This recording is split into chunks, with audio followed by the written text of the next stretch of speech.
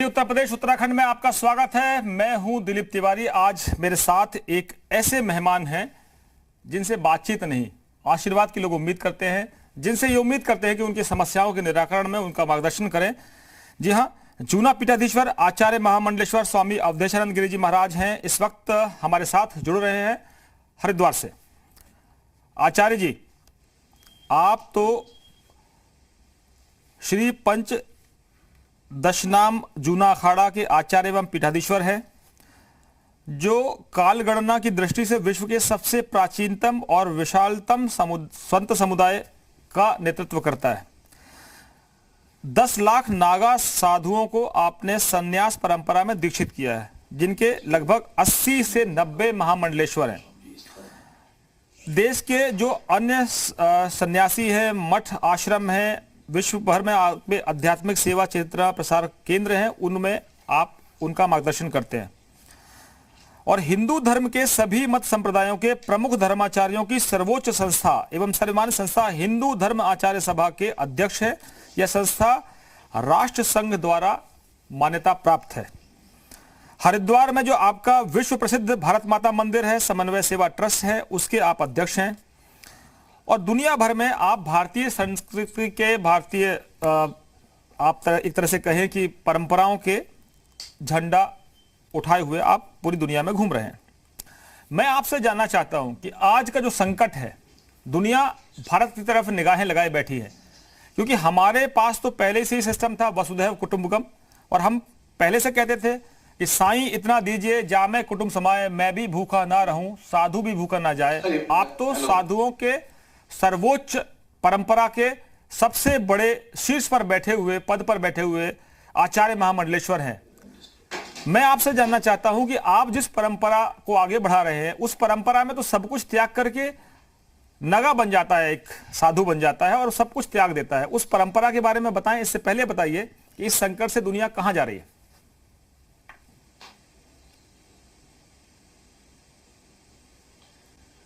देखिए, संन्यास का अर्थ है कि जो अपना जीवन न्यास कर देता है, सम्यक न्यास। उसकी आरंभिक जो शपथ है वो इसी प्रकार की है, ओम भू संन्यस्तम मया, भुवः संन्यस्तम मया, स्वः संन्यस्तम मया। इसका अर्थ है कि मैं धरती, अंबर, अग्नि, जल, वायु, निहारिका, नक्षत्र जैसा बन जाऊं। मैं ठीक वैसे ही बन जाऊं जैसे वृक्ष है। जैसे वृक्ष का सब कुछ दूसरों के लिए, उसकी गोंद, छाल, छाया, वलकल, हरितिमा, गंध, सुगंध, मकरंद, उसकी आर्द्रता, प्राणवायु, पवन, अथवा उसकी जड़ों से जो भूस्खलन को रोकने की उसमें जो सामर्थ्य है। तो एक प्रकार से सन्यासी होने का अर्थ है परमार्थ के लिए अपने को समर्पित करना और एक शपथ ये लेना कि अब मैंने अपना सब कुछ दूसरों के लिए अर्पित कर दिया है और मैंने अपने आप को प्रकृति रूप में, अथवा जैसा एक प्रकृति के अवयव हैं, सूर्य का जैसा कार्य प्रकाश देना, तो मेरा कार्य प्रकाश देना। तो सन्यासी एक नदी की तरह से होता है। वो विचार नदी है, ज्ञान की नदी है, और उसकी आरंभिक उसकी प्रतिज्ञाएं भी है कि अब मेरा अपने लिए कुछ नहीं है। तो जिसने अपना सब कुछ त्याग दिया है दूसरों के कल्याण के लिए, जो अपने परिवार को त्याग कर पूरे विश्व को अपना कुटुंब मानता है, जो सबको अपना मानने लगता है, अब उसके लिए कोई सीमाएं नहीं रहती, एक कोई जाति नहीं रहती, कोई वर्ग भेद नहीं रहता, पंथ भेद नहीं रहता, वो सबका रहता है। जो सारे भेद, भिन्नताएं और सब प्रकार की संकीर्णताओं को जो त्याग देता है, जो अपनी मनोमालिन्यता, मन की मूढ़ता, चित्त का चांचल्य, देह की जड़ता, ऐन्द्रिक उन्माद, इन सबको त्याग कर जो परम सत्य को पाने के लिए, वास्तविकता को उजागर करने के लिए व्रत लेता है, वह सन्यासी होता है। तो आचार्य जी, मैं आपसे ये पूछूं कि योगी जी एक दूसरे संप्रदाय से आते हैं, नाथ संप्रदाय से आते हैं, और एक अच्छा संयोग था, मुझे याद है कि जब आपके नेतृत्व में एक सन्यासियों का प्रतिनिधि मंडल मिला था लखनऊ में योगी जी से, और वो भी कुंभ के चर्चा के संबंध में, जिसमें आप उसको लीड कर रहे थे, आप नेतृत्व कर रहे थे लखनऊ में। मैं भी वहां मौजूद था। मुझे ये सौभाग्य मिला कि मैं उस मीटिंग का हिस्सा था। जी। वहां से लेकर अब तक कुंभ भी संपूर्ण हुआ और दुनिया में उसका एक पूरा जिस तरह से वातावरण बना वो दुनिया ने देखा। लेकिन आज ये स्थिति है कि कुंभ के तो छोड़ दीजिए, योगी जी जैसे संत को या जिन्होंने संन्यास ले लिया है, अपने पूर्वाश्रम यानी पिता के अंतिम संस्कार में भी वो नहीं जा पाए और नहीं जाने का उन्होंने फैसला किया। वो इसलिए कि पहले मैं जिस धर्म का पालन कर रहा हूं वो निभाऊंगा क्योंकि मेरी जनता मेरे लिए इंपॉर्टेंट है, और मैं बाद में अंतिम संस्कार के बाद में आपको श्रद्धांजलि अर्पित करूंगा। और परिवार से अपील ये हुई कि कुछ लोग जाएं, लॉकडाउन का पालन करें। तो ये भी धर्म का दूसरा स्वरूप है क्या? जी देखिए, सन्यास की मर्यादाएं भी यही हैं कि सन्यासी केवल अपने परिजन पुरजन बंधु बांधवों तक ही सीमित नहीं रहता। उसकी सकल आसक्तियां, उसकी ऐशणाएं, उसकी एक प्रकार की ममता और उसमें जो एक प्रकार का मोह रहता है अपने परिवार के लिए, उसको वो त्याग देता है। माननीय योगी जी ने एक बड़ा आदर्श प्रस्तुत किया है। वे एक सबल सन्यासी हैं, वो एक जागृत महापुरुष हैं। उनके पूरे चिंतन और चरित्र से, उनके आचरण से, स्वभाव और प्रकृति से सन्यास सदा सुरक्षित रहता है। वे एक ऐसे महापुरुष हैं जिनमें एक उपासक रहता है, प्रशासक रहता है, एक शासक रहता है, और वो अपने सन्यासी को भी उन्होंने जीवंत रखा हुआ है। तो पूरे देश में इस बात की एक प्रकार से प्रशंसा हुई है कि उनके पिता नहीं रहे और ऐसे में भी उन्होंने अपना संयम सहेज के रखा और सन्यास धर्म का पालन किया, लॉकडाउन के निर्वहन किया, शब्दपति का वो निर्वहन कर रहे हैं। कितना कठिन होता है एक सन्यासी के लिए कि वह अपने पुरजन परिजनों का उसी समय त्याग कर देता है। उन्होंने मन से भी उसी प्रकार से परिवार को त्याग के रखा हुआ है। तो हम उन्हें एक आदर्श महापुरुष मानते हैं। उनके भीतर ये सारी चीजें विद्यमान हैं। वो एक बड़े समर्थ पुरुष है। एक चौकीदार जैसे लालटेन लेकर रात को सबको जगाता है, तो एक चौकीदार जैसे हैं। जैसे कृषक पूरी धरा की उर्वरा को सहेजने के लिए धरा तैयार करता है, तो कृषक जैसे है। और वो एक सैनिक जैसे भी हैं कि उनमें उनके भीतर का पौरुष, शौर्य, उनका पराक्रम, उनके भीतर पुरुषार्थ, ये सब जीवित है। तो ये सब सन्यासी को अपने सारे गुण सहेज के रखने होते हैं और अपनी कोई पारिवारिक सारी की सारी जो आसक्तियां हैं, जो परिवार के प्रति मोह ममता है अथवा परिवार के प्रति जो कोई एक बंधन है, वो सब त्यागने होते हैं। वो सब योगी जी ने दिखाया। मैं उनके इस आचरण के प्रति अत्यंत उन्हें साधुवाद देता हूं और वो स्तुत्य है। उनका आचरण अनुकरणीय है, उनका आचरण अनुशीलन के योग्य है। आचार्य जी, आपके शिष्यों को भी शायद जानकारी नहीं होगी क्योंकि मैं पत्रकार हूं तो हर खबर पर नजर रखता हूं जी। आपके परिवार में भी कुछ ऐसी घटना घटी थी। तो एक सन्यासी के रूप में जो आपने कहा कि उनका परिवार पूरा समुदाय कुटुंब सब कुछ जो है जनता बन जाती है जिसके लिए वो त्याग कर देते हैं। तो आपके परिवार में जब ऐसी घटना घटी तो आप शायद आज योगी आदित्यनाथ जी से अपने आप को रिलेट कर पा रहे हो। कितना मुश्किल होता है कि वो पूर्व आश्रम है, पूर्व परिजन है, जिनको आप ना उस तरह से श्लोक बना सकते हैं। आपके परिवार में जब हुआ था उस वक्त योगी जी ने आपको सांत्वना दी थी, और जब योगी जी के परिवार में हो तो आप उनको सांत्वना दे रहे हैं। तो दो योगी एक दूसरे को सांत्वना दे रहे हैं। आप आचार्य महामंडलेश्वर हैं, वो योगी आदित्यनाथ हैं, उनका नाथ संप्रदाय है, आपका नगा संप्रदाय है। तो जो उस घटना से जब आप गुजरे, जब आप अपने गांव गए थे जी, पूर्वाश्रम में गए थे, तो क्या महसूस कर रहे थे उस समय? आपके एक परिजन चले गए या आपने तो उनको त्याग दिया पहले ही?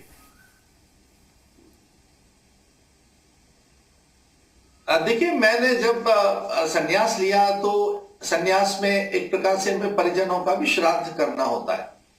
और आपकी जानकारी के लिए मैं बता दूं कि मैं अब तक 8-9 लाख सन्यासियों के संस्कार करा चुका हूं। चूंकि मैं आचार्य हूं, तो जब भी कुंभ के अवसर पर नागा सन्यास लेते हैं तब हम उनका एक संस्कार कराते हैं। उसे विरजा संस्कार, विरजा होम कहते हैं, जिसमें वो शपथ लेता है कि आज से मेरे परिजन पुरजन बंधु बांधव इष्ट गोत्र कुल परंपरा ये सब मेरी नहीं रही। और वो अग्नि में उन प्रतिज्ञाओं के साथ उनको भस्म कर देता है। वो शिखा और सूत्र का त्याग कर देता है। शिखा कहते हैं चोटी को और सूत्र माने यज्ञोपवीत। तो शिखा सूत्र को त्याग करने के बाद वो अपने परिजनों का श्राद्ध कर देता है। तो जब मेरी माता का देहावसान हुआ अथवा मेरे पिता का भी देहावसान हुआ तो मैं उनके संस्कार में नहीं पहुंचा, उनके दाह संस्कार में। अथवा उनके अंत्येष्टि संस्कार तक मैं नहीं पहुंचा। उसके बाद में वहां पर परिजनों के आग्रह के कारण मैं वहां गया और वहां भारी समुदाय भी था, तो मैंने उनके संस्कार संपन्न हो जाने के बाद श्रद्धांजलि दी। चूंकि संन्यास में एक ये भी बात कही गई है कि भले ही आप साधु बन गए पर फिर भी माता और पिता देव और पितृ की संज्ञा में आते हैं। मातृ देवो भव, पितृ देवो भव। मां चूंकि पहले गुरु है, वो शौचाचार, शिष्टाचार, लोकाचार, कुलाचार, सभ्याचार का ज्ञान कराती है। पहला आचरण का बोध सबसे पहले कोई पहली आचार्य है, पहली गुरु है तो मां है अथवा पिता है, जो उसे शिक्षित करते हैं, संस्कारित करते हैं अपने संतान को। तो ये आप ठीक कह रहे हैं कि बड़ा कठिन होता है एक सन्यासी के लिए कि जब उसके माता पिता न रहे या कोई परिजन न रहे, तो चूंकि संबंध तो कोई रह नहीं जाता है और कोई लौकिक संबंध नहीं है, कोई सांसारिक हमारे संबंध नहीं है। सारी पारिवारिकता और सांसारिकता को खो देने का नाम ही तो सन्यास है। अब एक परिवार न रह के पूरा विश्व परिवार बन गया है, एक अपना कुटुंब त्यागने के बाद पूरा विश्व कुटुंब बन गया है। तो मैं सन्यास को परिभाषित करते हुए यह भी कहना चाहूंगा कि पूरा विश्व जिसके लिए कुटुंब है, सर्वे भवन्तु सुखिनः की भावना से जो रहता है अथवा आत्मसर्वभूतेषु के सिद्धांत पर जो रहता है वह सन्यासी है। और उन नियमों का निर्वहन सन्यास को सामर्थ्य देता है, सन्यास को चैतन्य रखता है। आचार्य जी, आपने कहा कि माँ पहली गुरु होती है और ये सत्य है कि माँ की कोख में भी कुछ संस्कार आपको मिलते हैं, ये हमारे शास्त्रों में बताया गया है। और अगर मैं अभिमन्यु की बात करूं तो अभिमन्यु को भी बहुत ज्ञान मिला था माँ की कोख में। कहा जाता है गुरु ब्रह्मा गुरुदेवो महेश्वर गुरु साक्षात परम ब्रह्म तस्मै श्री गुरुवे नमः। मैं आपसे जानना चाहता हूं कि आपके जो शिष्य हैं, आपको जो सुनने वाले लोग हैं, आज के दौर में जब कोविड-19 जैसा मसला है, जिस तरह से कोरोना का संकट फैला हुआ है, लोग कहते थे पहले बड़ी गाड़ी होना चाहिए, बड़ा घर होना चाहिए, बहुत संपत्ति होना चाहिए, बड़ा वैभव होना चाहिए, हवाई जहाज होना चाहिए, आपके पानी के जहाज होने चाहिए। लेकिन अब कहते हैं कि घर होना चाहिए, परिवार होना चाहिए, छोटी सी खाने की जरूरतें हैं वो पूरी होनी चाहिए, और साईं इतना दीजिए जहां में कुटुंब समाए, मैं भी भूखा ना रहूं, साधु भी भूखा ना जाए, इतना ही चाहिए बस। आप क्या कहेंगे, स्थितियां बदल गई हैं या लोग डर गए?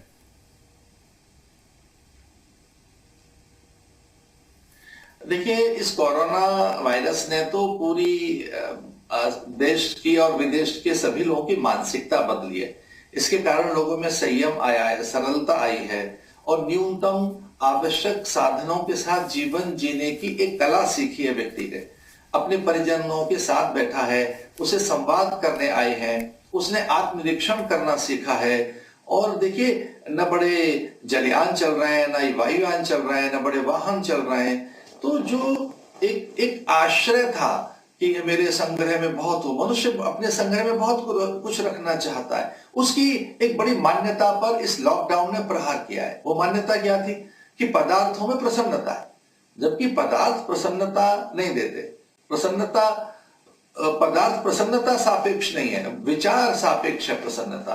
अट्टालिकाएं हो, भूमि विस्तार हो, वस्तुओं की बहुलता हो, पदार्थों की प्रचुरता हो, मेरे पास अनेक साधन हो और वाहनों की लंबी कतार हो मेरी, तो इन सब चीजों से परे हटकर व्यक्ति आज अपने स्वभाव में लौटा है। तो मैं तो मिलकर एक बात कहना चाहूंगा कि स्वभावतः व्यक्ति अपने मूल प्रकृति की ओर लौट रहा है, जहां प्रसन्नता है, सहजता है, शांति है, आनंद है, अनुराग है, स्नेह है, वात्सल्य है, करुणा है, मुदिता है, मैत्री है।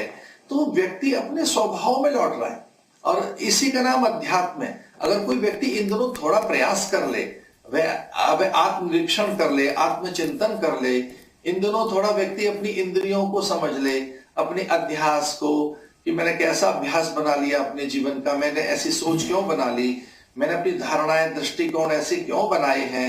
अगर जरा सा भी व्यक्ति तनिक भी प्रयास करे तो वो अपनी अंतर की ऊर्जा, अपने अंतर तेज, अपनी अतुल्य सामर्थ्य, अपने अंतर के आनंद राज्य साम्राज्य को पैदा कर सकता है।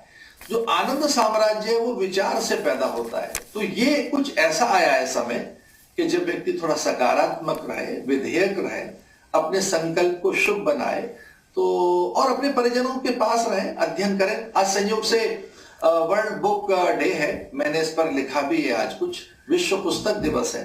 तो कितना अच्छा हो कि आज हम पुस्तकों के साथ बैठे, इतिहास पढ़ लें, पुरानी कहानियां पढ़ लें। अगर हम उपनिषदों के निकट जा सकें, अगर हम कहीं सच में शास्त्रों के निकट जा सकें, तो बहुत कुछ वैसा है वहां जिससे व्यक्ति अपने विवेक, विचार, शक्ति, सामर्थ्य, आनंद, ऊर्जा और भीतर की सामर्थ्य को जगा सकता है, जिससे व्यक्ति को बड़ा सुख मिलेगा, बड़ा आनंद मिलेगा। तो लॉकडाउन के काल में एक अवसर तो हाथ लगा है, व्यक्ति अपने सत्य को जान सके, इस बात के लिए। आचार्य जी, हम कह रहे हैं कि लॉक हुए हैं, डाउन नहीं, क्योंकि हम हैं हिंदुस्तान वाले, इंडिया वाले, हम डाउन नहीं होते हैं। और आप जैसे संत और आचार्य हैं हमारे पास, तो हमको डाउन होने की जरूरत क्या है? दुनिया तो आपकी तरफ निगाहें उठाए देख रही है, हिंदुस्तान की तरफ देख रही है, तो हमको आपसे तो पूरी ऊर्जा मिल रही है। वहां से हमको लग रहा है कि सारी ऊर्जा हरिद्वार से यहां आ रही है। धन्यवाद। देखिए, हमारे यहाँ ये बात कही भी है कि सदा आनंदित रहो, प्रफुल्लित रहो, प्रमुदित रहो। हमारी यह बात कही गई है, तन्मे मना शिव संकल्प वस्तु। अरे मनुष्य, अपने संकल्प को संभाल के रख, क्योंकि तू ईश्वर का अंश है। ममई वांशो जीव लोके जीव भूत सनातन, तू ईश्वर का अंश है। तो इसलिए अपने अपने अपने स्वरूप को पहचान कर तू आनंद में रहे, क्योंकि आनंद का कोई पर्याय नहीं है, आनंद अपने स्वभाव की चीज है। तो मुझे ऐसा लगता है कि ये एक प्रकार से समय आनंद की प्राप्ति के लिए भी है।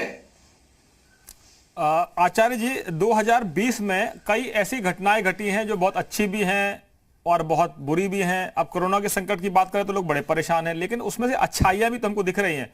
वातावरण एकदम शुद्ध है, चिड़ियों की, कोयल की, मोर की आवाज़ सुनाई पड़ रही है, हमको हिमाचल के पहाड़ दिखाई पड़ रहे हैं, या हिमालय की पहाड़ियाँ, मतलब दूर से आप हिमालय की श्रृंखला को देख सकते हैं, पर्वत श्रृंखला को। नदियाँ जिनको हजारों करोड़ लगाकर साफ नहीं कर पाए, गंगा नदी हो, यमुना नदी हो, वो साफ दिख रही हैं।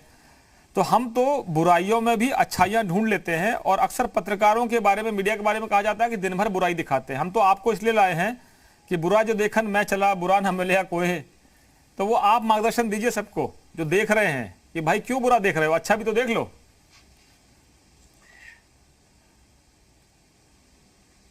आपने, दिलीप जी, आपके लिए बहुत धन्यवाद, साधुवाद। आपने एक अवसर दिया मुझे। देखिए, प्रकृति बड़ी निर्दोष है, निश्चल है।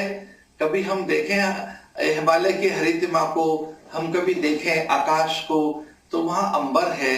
और देखिए, मैं तो ये कहना चाहूंगा कि न केवल हम उजालों के उपासक हैं, न केवल हम प्रकाश के अनुगामी हैं, हम अंधेरे के भी आभारी हैं कि, और रात के भी हम बड़े आभारी हैं जिसने कि हमें आकाश गंगा दिखाई, और हमने अनेक नक्षत्र देखे, हम चंद्र कलाओं को देख पाते हैं, तो जुगनू देख पाते हैं रात में। तो भारत के लोग तो किसी विकलता में, व्याकुलता में, अभाव में, विषम और प्रतिकूल परिस्थितियों में भी उस समय को प्रसाद मानते हैं।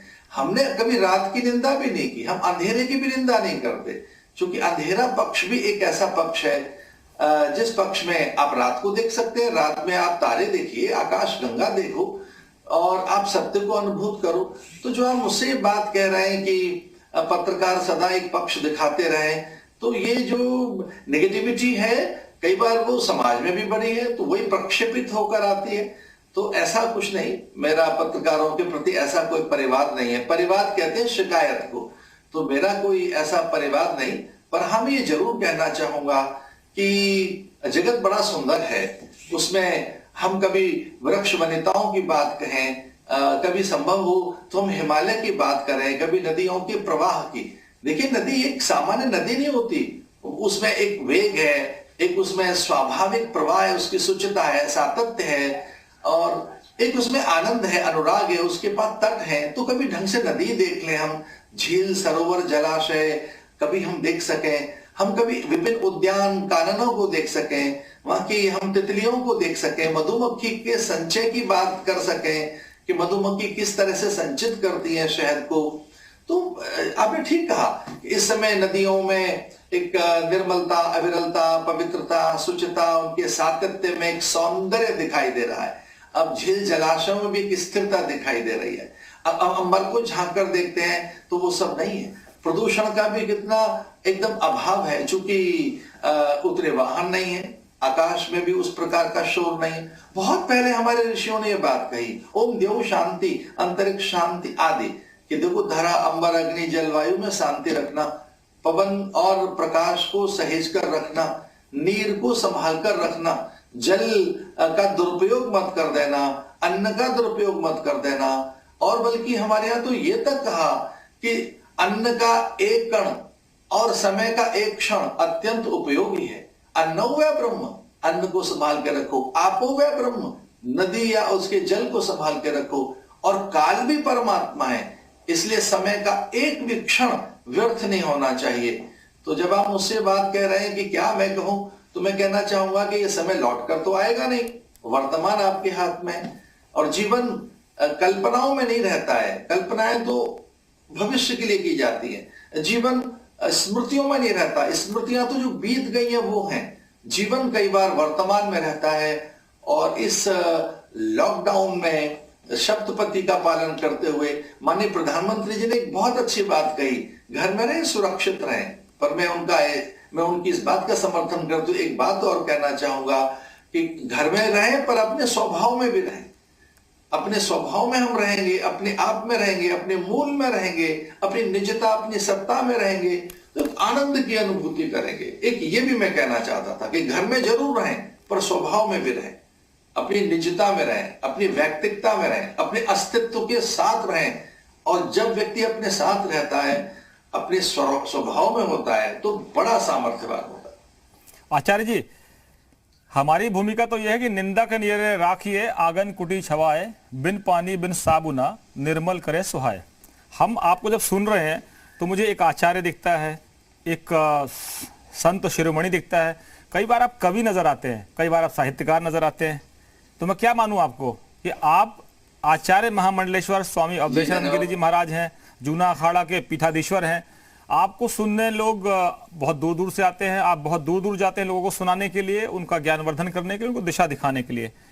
तो मैं आज जानना चाहता हूं कि जब दिन भर कोरोना कोरोना कोरोना, हमने तो प्लेग शायद पढ़ा होगा बचपन में, देखा तो हमने है नहीं, लेकिन इससे पहले स्पेनिश फ्लू की बात चलती थी कि एक ऐसा फ्लू आया था जिसमें 30 लाख लोग मारे गए थे, 3 मिलियन। आपने पूरी दुनिया को करीब से देखा होगा, उनकी हरकतों को, उनकी आदतों को, जो आप कह रहे हैं कि सेल्फ में रहिए, अपने में रहिए, प्रकृति के नजदीक रहिए, प्रकृति को समझिए क्या है। तो आप जब जाते हैं संयुक्त राष्ट्र संघ में, महासभा में संबोधित करते हैं, तो हमने विवेकानंद जी के बारे में पढ़ा है कि जब वो दुनिया में गए तो उन्होंने बताया कि हिंदुस्तान क्या है, भारत क्या है। और आपसे मैं आज पूछूंगा कि आज दुनिया को आप क्या बताएंगे, क्योंकि वो कहते हैं हमको HC को दे दीजिए, अगर आप हाइड्रोक्सी क्लोरोक्विन दे देंगे तो हमारा भला हो जाएगा, नहीं देंगे तो फिर हम आपके खिलाफ कार्रवाई करेंगे। तो न केवल प्राइम मिनिस्टर का धन्यवाद करते हैं बल्कि पूरे भारत का आभार जताते हैं। वो अमेरिका जो खुद सुपर पावर है, खुद दुनिया का थानेदार है, और भारत न केवल अमेरिका को सप्लाई करता है बल्कि आज मैंने जो जानकारी हम दर्शकों के साथ शेयर कर रहे हैं कि नेपाल को, भूटान को, दुनिया के हर उस मुल्क को जरूरतमंद है, उसको हम मेडिकल के तौर पर सहायता दे रहे हैं, क्योंकि हमारे पास पर्याप्त क्षमता है कि हम उतनी डेवलप कर लें।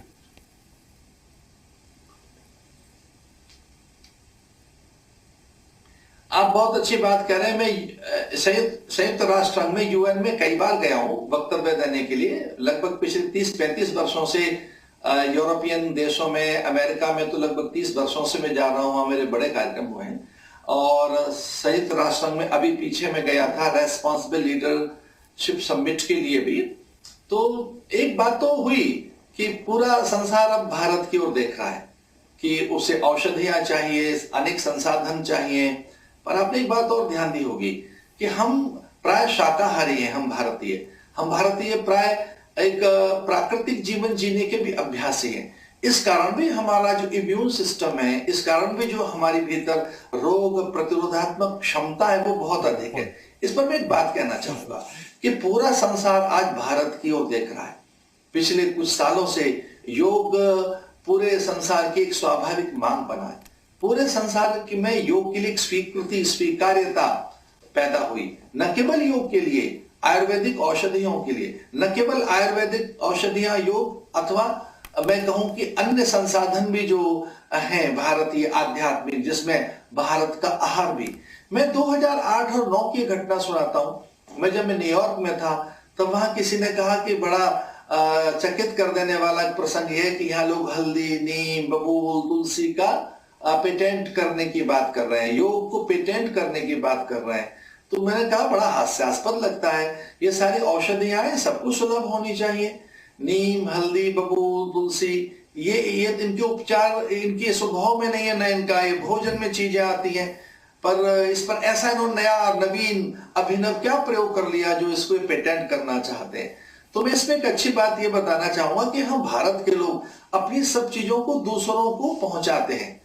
वह जरा सी भी कोई आविष्कार होगा तो उसको वो पेटेंट करेंगे। लेकिन अगर हमने कभी पेटेंट की बात सोची होती कि अंक का ज्ञान हमने कराया है, शून्य का बोध हमने कराया है, अक्षर का बोध हमने दिया है, औषधियों का बोध हमने दिया है, काल की गणनाएं सारे संसार ने भारत से सीखी हैं। तो जब आप बात कहते हैं कि पश्चिमी देश हम पर अब एक अपेक्षा की दृष्टि से आस लगाए बैठे हैं, तो ये बड़ा अच्छा है। मैं अपने माननीय प्रधानमंत्री जी को इस बात के लिए बधाई देना चाहूंगा कि उन्होंने बड़े साहस के साथ यूएन में जाकर ये बात रखी कि योग को विश्व दिवस के रूप में घोषित किया जाए, योग विश्व दिवस बने, वर्ल्ड योगा डे बने। इस पर सब संतों ने भी और अनेक धार्मिक संगठनों ने बड़े प्रयास किए। लेकिन एक बहुत अच्छी बात यह है कि पूरा संसार योग कर रहा है। मैं आपको चौंकाने वाली बात बताता हूं, अकेले न्यूयॉर्क स्टेट में ही 72,000 योग के सेंटर हैं, अकेले न्यूयॉर्क स्टेट में। वहां पता नहीं व्यक्तिगत तौर पर कितने लोग होंगे प्रशिक्षण देने वाले या कितने अभ्यासी होंगे। तो योग भारत से गया है, आयुर्वेद भारत से गया है। मैं जब लगभग 20-25 साल पहले और 30 साल पहले अमेरिका गया था, वहां कोई चाय नहीं जानता था, कोई ये नहीं जानता था चाय क्या है। आज वहां चाय मिल रही है, उसका नाम ही चाय है, टर्मरिक टी, टर्मरिक लाते। आज लोग हल्दी वाली वहां चाय पी रहे हैं। उनको ये समझ आया कि हल्दी की चाय पी जानी चाहिए। लौंग क्या है, बबूल तुलसी क्या है, नीम के पत्ते क्या है, तुलसी क्या है। जो तुलसी हमारे जीवन का अंग है, तुलसी के बिना तो कोई पूजा, उपचार, उपासना सिद्ध नहीं होती।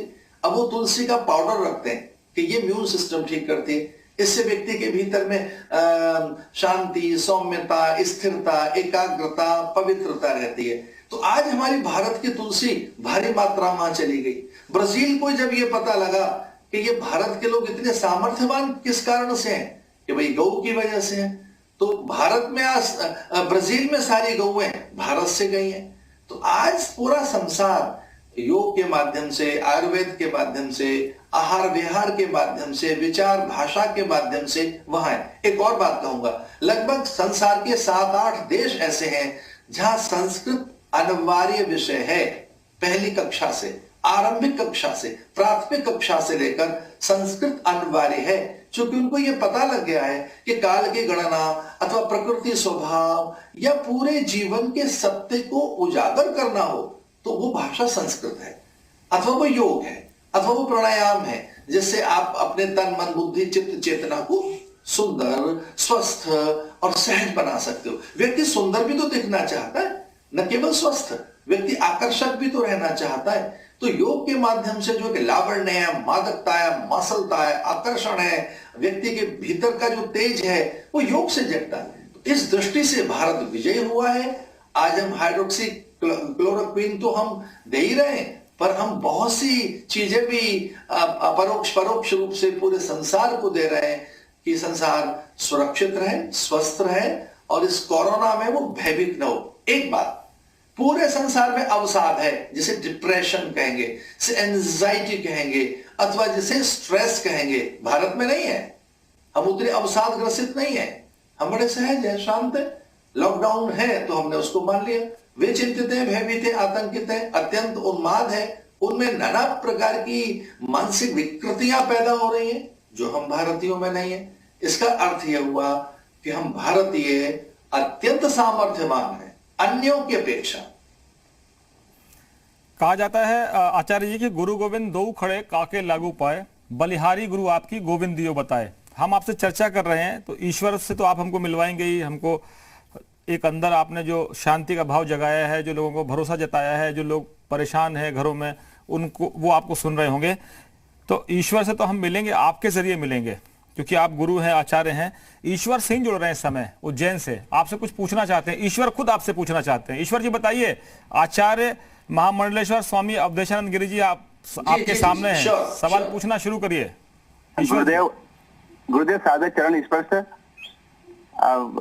गुरुदेव, मैं ये जानना चाहता हूँ कि आज इस वैश्विक महामारी जो कोरोना है, इसके संदर्भ में मैं ये जानना चाहता हूँ, वैसे ये जो पूरा लॉकडाउन है उसका हम पूरी तरह से पालन कर रहे हैं और आपके आदेशों का भी हम पालन कर रहे हैं, फिर भी जब भी ऐसी जब भी विश्व में इस तरह की जो घटनाएं घटती है या ऐसा जो माहौल ऐसा जो मानवता पे खतरा कहीं ना कहीं आता है, प्राकृतिक आपदा आती है, उस संदर्भ में उसके बाद में आध्यात्मिक तौर पर हम आपके जो शिष्य हैं, हम क्या करें ऐसी अवस्था में?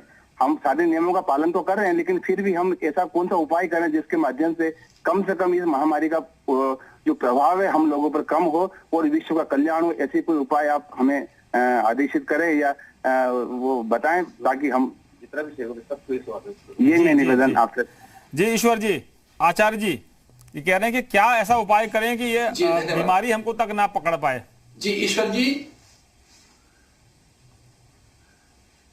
आप उज्जैन से बात कर रहे हैं, मुझे बड़ा अच्छा लग रहा है। अवंतिका, जहां महाकाल है, हर सिद्धि है, जहां पर मंगलनाथ है, जहां स्वयं क्षिप्रा कल का निनाद करती है, ऐसी पावन महाकाल के नगरी में जहां भगवान कृष्ण स्वयं गुरुकुल में पढ़ने गए, सांदीपनी आश्रम में, एक बहुत पवित्र नगर से आपने प्रश्न किया है।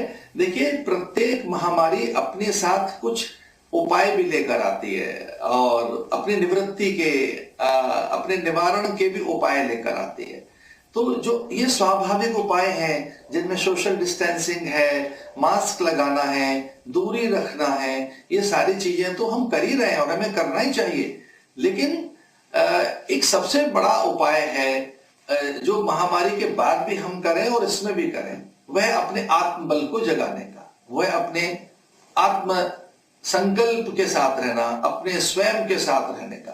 तो कितना अच्छा हो कि शुभ विचार करें, शुभ संकल्प करें, और मनुष्य जब शुभ सोचता है, पुण्य के कार्य करता है, सेवा और परमार्थ के कार्य करता है, तब उसे आनंद की अनुभूति होती है। तो महामारी के बाद में भी पुण्य कार्य किए जाएं, शुभ कार्य किए जाएं, और इसमें सबसे सहायक है सकारात्मक सोच। हम जो कुछ भी है अपनी सोच की फसल है, अपने हम सोच का परिणाम है।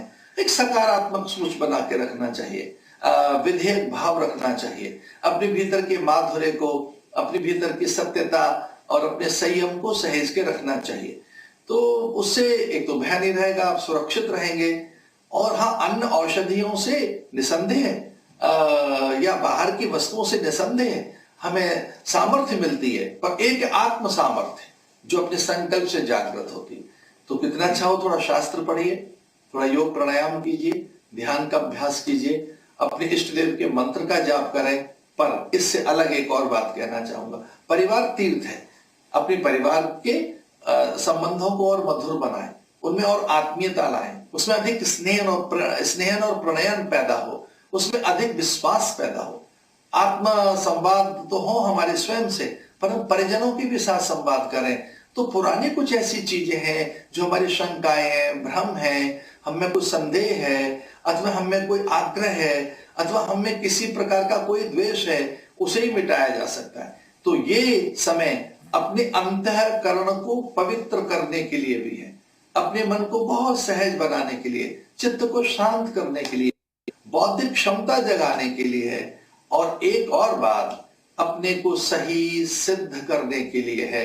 अपने में सही रहो, बिल्कुल सही रहो, प्रामाणिक रहो, उससे आपको अधिक बल मिलेगा। आपने उज्जैन से मुझसे बात की, मुझे अच्छा लग रहा है। मैं बहुत बार उज्जैन आया हूं, महाकाल की नगरी में अनेक हमने सिंहस्थ वहां किए हैं, क्षिप्रा में स्नान किया है, और वहां वो नगर ही कुछ अद्भुत है। मालव देश गहन गंभीर, डगडग रोटी पग पग नीर।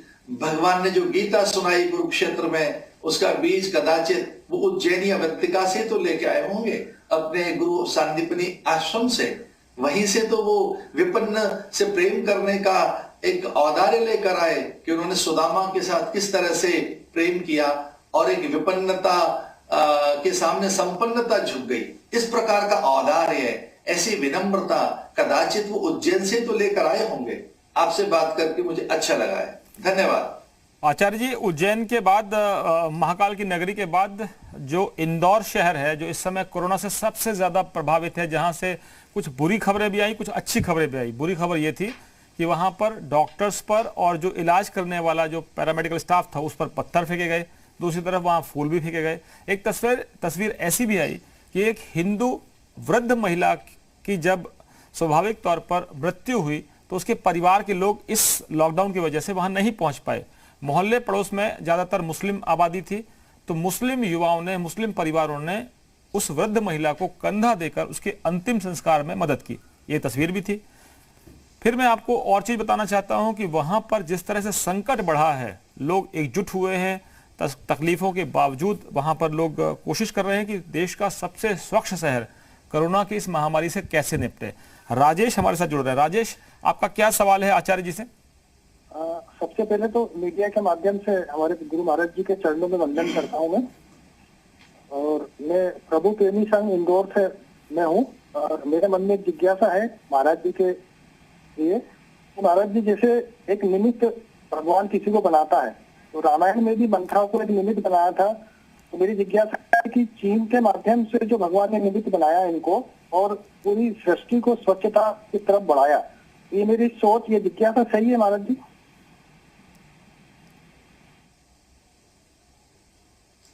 आप ठीक प्रश्न कर रहे हैं। आपका प्रश्न पूरा हो गया? जी जी। देखिए, आप इंदौर से बात कर रहे हैं। इंदौर का नाम सुनते ही मैं बहुत ही आनंदित हूं, आह्लादित हूं। इंदौर एक ऐसा नगर है जिसे लगभग 3-4 बार स्वच्छता के लिए उसे पूरे संसार ने जाना है। वो 1 बार 2-3 बार नहीं, 4 बार स्वच्छता, सुंदरता, पवित्रता के लिए क्लीन इंदौर पूरे संसार ने जाना कि कोई एक ऐसा भी नगर हो सकता है जो बहुत सुंदर दिखता है, स्वच्छ दिखता है, जहां कोई गंदगी नहीं है। तो वो एक ऐसा नगर, इंदौर नगर, अहिल्याबाई नगरी का नगर। इंदौर का नाम लेते ही जैसे आपने प्रभु प्रेमी संघ कहा तो मेरी सारी स्मृतियां चैतन्य हो गई हैं। इंदौर के सामर्थ्य को, वहां के प्रेम को, वहां की एकता, समन्वय, वहां की सादगी, वहां का समर्पण, ये सब उससे मैं बहुत ही प्रभावित हूं। आपने मुझसे बात जो कही है वो बहुत अच्छी कही। मैं इसमें एक बात कहना चाहूंगा, हम अपनी जीवन की कहानी के खुद नायक हैं। हम अपनी जीवन की कहानी में हम अपने खुद एक किरदार हैं। हमारे पास हमारा एक व्यक्तित्व है, हमारे पास अपने जीवन की एक भूमिका है। तो और वो सिद्ध होती है आदर्शों का अनुसरण करने से। तो अगर हमारे सामने बड़े आदर्श हैं, उन आदर्शों का हम अनुसरण करें तो हमारा चरित्र, हमारा एक बहुत बड़ा व्यक्तित्व पैदा होता है हमें, हमारे द्वारा।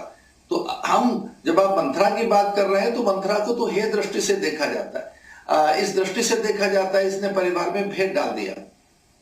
हम अपना राम जैसा चरित्र बनाएं, कृष्ण जैसा चरित्र बनाएं।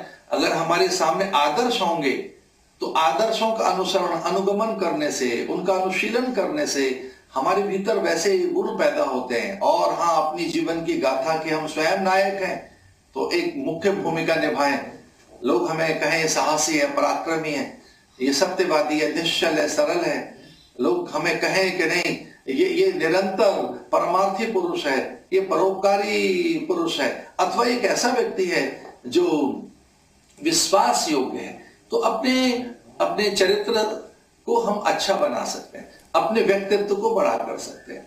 और 4 प्रकार के जीव हैं। एक जड़ वर्ग, यानी पत्थर तो पत्थर ही रहता है, पंछी केवल पंछी ही रहते हैं, परिंदे पंछी तो पंछी रहते हैं, वनस्पतियां जड़ हैं बेचारी वैसी ही रहती हैं।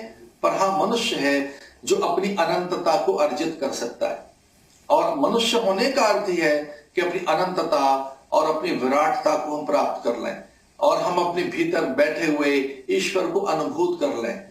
हम अपने भीतर स्वयं में बैठी हुई हमारी जो एक अजेयता और अनंतता है, उसे अध्यात्म से उजागर किया जा सकता है।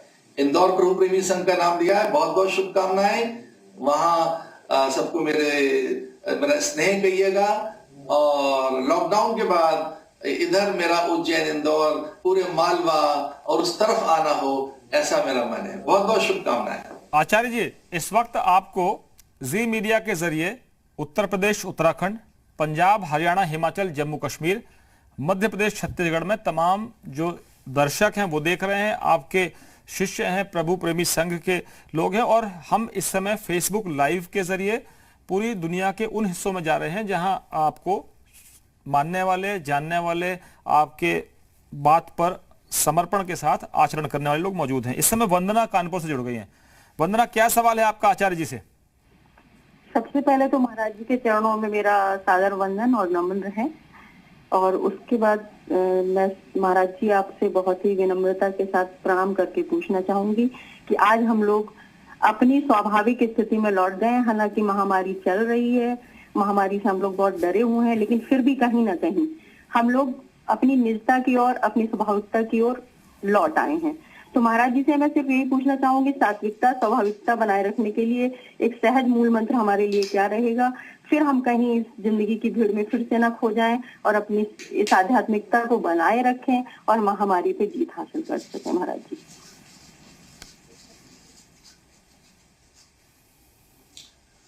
धन्यवाद वंदना जी, आपने अच्छा प्रश्न किया है मेरे से।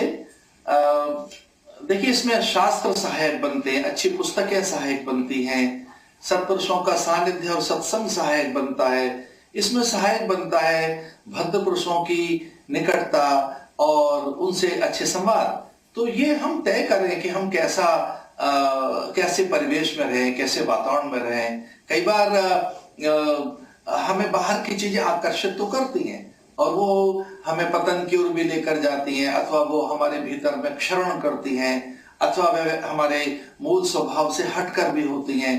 पर एक सच है कि अगर सत्पुरुषों की सन्निधि में रहा जाए, महापुरुषों के संवाद उनके साथ संवाद किए जाए, अथवा भद्र समूह का एक हिस्सा बन के रहा,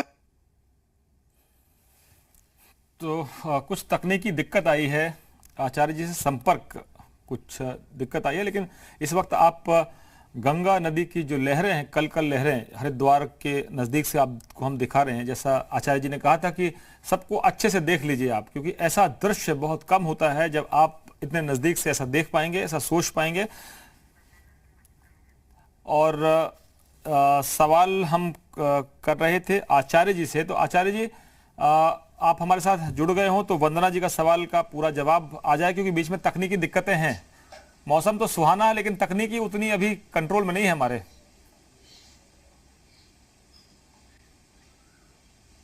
देखिए, मैं नदी को देख रहा हूं और मैं गंगा के तट पर हूं। गंगा अत्यंत पवित्र है, उसकी निर्मलता, पवित्रता, शीतलता, और उसमें एक स्वाभाविक गुण है, तारक गुण।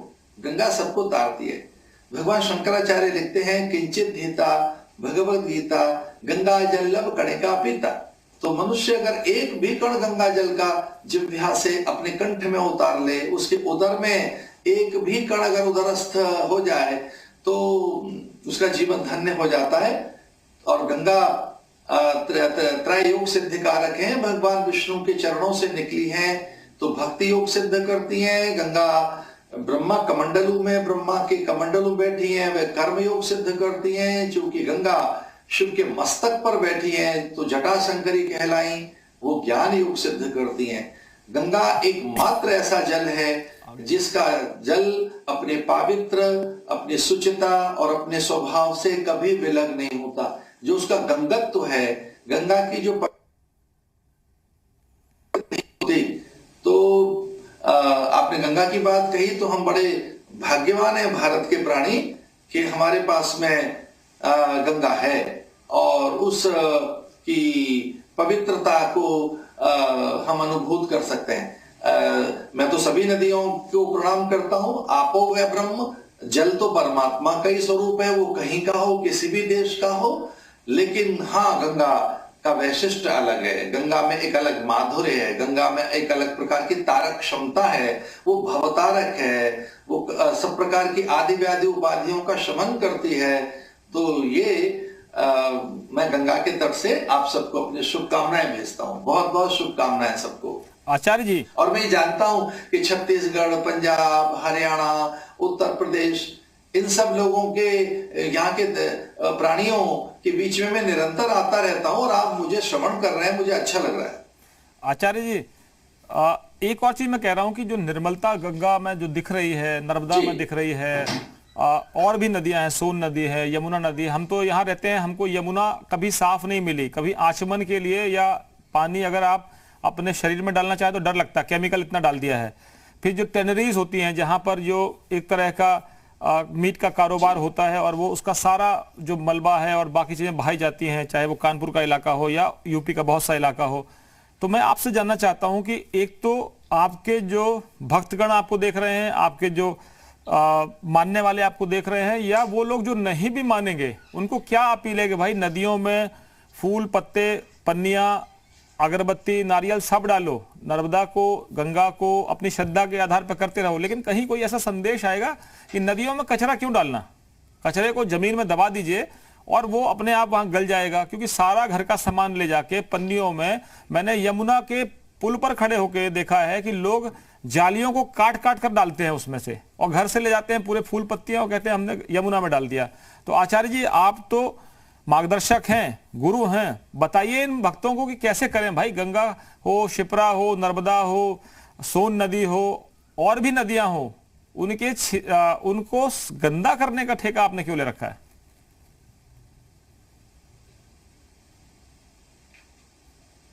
आप बहुत अच्छी बात कर रहे हैं प्रिय दिलीप जी। देखिए, नदियों की अपनी वैसी ही प्रकृति है जैसे मनुष्य की। नदियों के पास भी एक संवेदनाएं वैसी हैं जो मनुष्य के पास है। उनके पास भी मन है, बुद्धि है, उनके पास भी वैसा ही एक स्वभाव है जो मनुष्य का है। जल से ही तो हम बने हैं, मूलतः तो हम पानी से ही तो पैदा हुए हैं। पानी में ही तो परमात्मा था, नारायण। नारायण नीर से ही तो बना है। नारायण को हम जब पाते हैं, उनका मूल स्थान तो वो नीर है। नीर से ही नारायण बना है, उसी से हम नर नारी पैदा हुए हैं, उसी से ब्रह्मा की उत्पत्ति हुई है। अगर हम मूल में जाएं तो हम तो पानी की संतानें हैं। उसी से आचमन, स्नान, संकल्प और श्राप, वरदान अथवा सारे कार्य हमारे उसी सिद्ध होते हैं। जैसे कि हमारी चिता भस्म भी एक प्रकार से कुछ उसकी मुट्ठी भर राख हम उसी में तो डालते हैं, पर हम नदियों को पवित्र रखें। मैं गंगा के तट पर रहता हूं, यदि पूरे देश में भ्रमण करता हूं, हमारे यहां से आज तक भी आश्रमों से कभी गंगा में कोई चीज ऐसे प्रवाहित करने नहीं गई। आपकी फूल पातियां अपने गमलों में रखें, गड्ढा खोद कर उसकी खाद बनाई जा सकती है। भूल कर भी प्लास्टिक उसमें न डालें। वहां पर मछलियां हैं, अन्य और भी जीव हैं, तो वो पूरा एक फ्लोरा फ्योना नदी का नष्ट होता है। जो नदी की मूल प्रकृति है, उसके उदर में कचरा डालने से वो फिर एक प्रकार से वातावरण को विषाक्त करता है वो कचरा, और वो वातावरण अथवा पूरा परिवेश जब प्रदूषित और दूषित होता है तो वो नाना प्रकार की व्याधियों का भी कारण बनता है।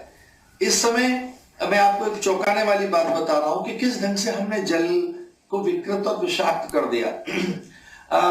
जब 2004 के उज्जैन के कुंभ में हम गए और जल पे हमने चर्चा की, तब जल 2% पीने योग्य था। भारत का जल 2% केवल पीने योग्य था, बाकी जल की विषाक्तता इतनी थी। और अब लगभग 1% 1.7%, तो 7% जल पीने योग्य रह गया है।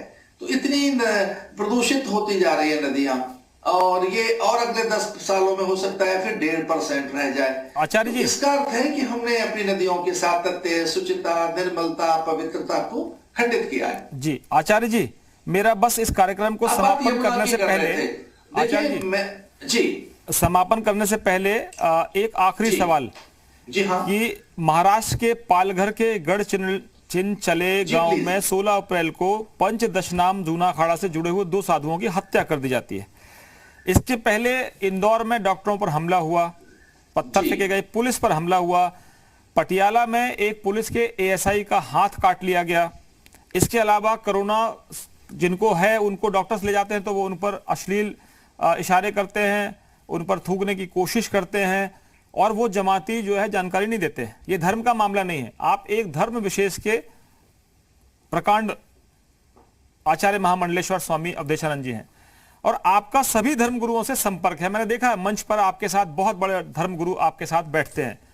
मैंने जो विश्व हिंदू परिषद की तरफ से बहुत सारी बड़ी बड़ी बैठकें होती थी, मैंने वो भी कवर की हैं और मुझे मौका मिला है कि मैं जूना अखाड़ा में जाके आपके सानिध्य में, आपके आशीर्वाद के साथ मैं भोजन भी करूं और हमारे कई साथी पत्रकार वहां गए हैं।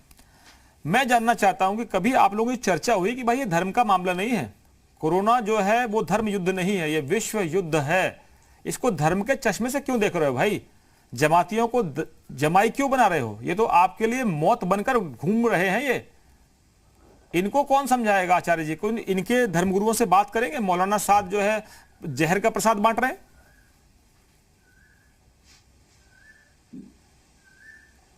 आदरणीय दिलीप जी, आपसे बहुत अच्छी बात हुई है इस विषय में। देखिए, इमामों के जो प्रमुख हैं उनका नाम है आदरणीय उमर इलियासी साहब। मेरा बहुत अच्छा प्रेम है उनसे। मौलाना काको मुस्तफा जी से बहुत अच्छा प्रेम है। राशिद कल्बे साहब से, सादिक कल्बे साहब से, कल्बे जब्बाद साहब से, इन सबसे मेरे, इनमें विशेषकर वसीम रिजवी साहब से जो लखनऊ में रहते हैं, इन सबसे मेरे निरंतर संवाद हुए हैं। उमर इलियासी साहब से मेरे संवाद हुए हैं। उन्होंने कहा हमने बार बार समझाया है और उन्हें वो अपने उन्माद को रोकें, अपने उन्माद को उन्हें शांत करना चाहिए। तो जमातियों को नहीं चाहिए था कि वो छिपके रहते या कि वो उस तरह से उन्हें बिल्कुल सामने आना चाहिए था। उनको अपने प्राणों की रक्षा करनी चाहिए थी, अन्य के भी जीवन की रक्षा करनी चाहिए थी। वो बड़ी घटना अशोभनीय रही है, उसके कोई अच्छे संकेत नहीं गए, पर अनेक मुस्लिम धर्म गुरुओं ने उन्हें समझाया भी है। और जैसे वसीम रिजवी साहब का मैंने नाम लिया लखनऊ से, और मैंने नाम लिया उमर इलियासी साहब का जो दिल्ली बैठते हैं। उनके लगभग 5 लाख इमामों के वो प्रमुख हैं और मेरे बहुत अच्छे मित्र हैं। और कई मुस्लिम जो धर्म गुरु हैं उन्होंने बड़ा समझाया उनको, पर उनमें कुछ और प्रकृति के लोग भी हैं, बड़े उन्मादी लोग भी हैं, बड़े अलग तरह की एक हट रखने वाले प्राणी भी हैं। लेकिन हाँ, मुझे ऐसा लगता है कि वो अब समझे इस बात को, और कुछ क्वारंटाइन हुए हैं, कुछ वो उपचार के लिए गए हैं, पर हाँ वो एक हट अच्छी तो नहीं थी। उससे उनको उसके परिणाम भी अच्छे नहीं आए पूरे देश में और उनके लिए। रही बात आपने पालघर की जो मुझसे पूछी, उसमें पूरा देश स्तब्ध है। पूरे संत समाज में भारी रोष और आक्रोश है। सब संत बड़े व्यथित और स्तब्ध हैं। कैसे निरीह, निर्बल और बड़े सरल निश्चल सन्यासियों पर अचानक आक्रमण हुआ। बर्बर आक्रांता आ गए लाठी लेकर, और एक बहुत बड़ा समूह आतताइयों का, लगभग 200-300 आक्रांत आए और उन्होंने लाठियों से पीट पीट कर सन्यासियों की हत्या कर दी। उससे पूरा देश बड़ा व्यथित है। मैं निरंतर संपर्क में हूं और मुझे वहां के उच्चाधिकारियों ने और विशेषकर बड़े सब अधिकारियों से और बड़े लोगों से मेरी निरंतर चर्चाएं हो रही हैं। इस पे देश जगा है, इस पे संज्ञान लिया है। कुछ गिरफ्तारियां हुई हैं महाराष्ट्र में, लेकिन संत अभी भी बड़े आवेशित हैं कि वो ठीक कार्रवाई हो, उनको कठोर दंड दिया जाए। एक सभ्य समाज में ये अच्छी बात नहीं थी। जी आचार्य जी, दुखद प्रसंग, एक अमानवीय और बड़ा पैशाचिक ये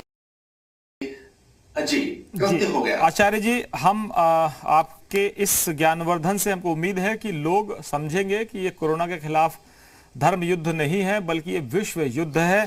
और आपने जितना मार्गदर्शन किया है, तो हम कह सकते हैं चलते चलते कि भूतकाल व्याकुल करे, भविष्य भरमाए। जो वर्तमान में जिए तो जीना आ जाए। आपने हमको जीने के लिए कहा कि वर्तमान में जिए। अभी का जो पूरा मौसम है, जिस तरह की व्यवस्था है, प्रकृति है, उससे प्रेम करिए, अपने परिवार से प्रेम करिए। बहुत बहुत धन्यवाद। और मैं ये आपसे एक वचन लेना चाहता हूं। शिष्य को या पत्रकार को किसी से वचन लेने का अधिकार नहीं होता है, क्योंकि मैं पत्रकार की भूमिका में हूं, तो मैं आपसे वचन ले सकता हूं। मैं आपसे वचन लेना चाहता हूं कि मैं तमाम धर्मगुरुओं के साथ आपको इस मंच पर बैठाना चाहता हूं, और उसमें मुस्लिम धर्मगुरु भी हों, ईसाई धर्म से भी जुड़े हुए लोग हों और हिंदू धर्म के जुड़े हुए लोग हों, और आप लोग मिलकर देश के तमाम लोगों से अगर अपील करें कि भाई ये हिंदुस्तान का सवाल है, ये इंडिया का सवाल है, ये भारत की ऐतिहासिक परंपरा का सवाल है। आपको बचाने के लिए पूरे देश के लोग एकजुट हैं। उन पर हमला मत करो। वो भगवान है, वो नए धरती के भगवान है। इस उम्मीद के साथ मैं आपसे फिर मिलूंगा जल्दी, मुझे उम्मीद है आपसे समय लूंगा और सभी धर्मगुरुओं को जोड़ूंगा जो एक मंच पर आकर पूरे देश से अपील करेंगे सकारात्मकता बनाए रखने के लिए। आपने इतना वक्त दिया, इसके लिए बहुत बहुत शुक्रिया, बहुत बहुत आभार। और सभी दर्शक जो हमसे जुड़े थे, थोड़ा सा पालन कर लेंगे तो आपका भी भला होगा, हिंदुस्तान का भी भला होगा और हम एक बार फिर विश्व गुरु बनेंगे, क्योंकि हमारे पास आचार्य महामंडलेश्वर स्वामी अवधेशानंद गिरी जी महाराज जैसे संत शिरोमणि हैं। बहुत बहुत धन्यवाद। नमस्कार। खबरों का सिलसिला बना हुआ है, बने रहिए हमारे साथ।